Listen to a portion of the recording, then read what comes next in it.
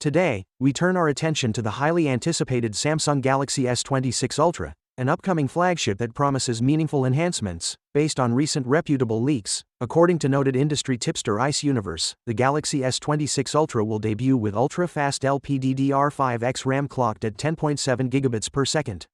This represents a substantial performance and efficiency improvement over its predecessor, which operated at approximately 8.5 gigabits per second, marking a roughly 25% leap in speed and energy optimization. This RAM upgrade carries real-world benefits: significantly reduced loading times, seamless multitasking, and enhanced responsiveness for high-demand operations such as 8K video capture and on-device artificial intelligence functions.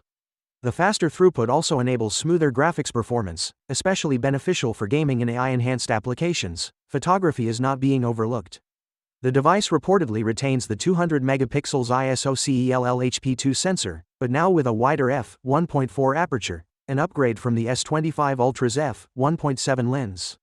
This adjustment ensures improved low-light performance, deeper depth of field, and clearer subject focus for photographers who favor manual controls. Further rumors suggest that Samsung may introduce a revised rear camera design on the S26 Ultra, featuring a raised island accommodating 3 of the 4 rear sensors.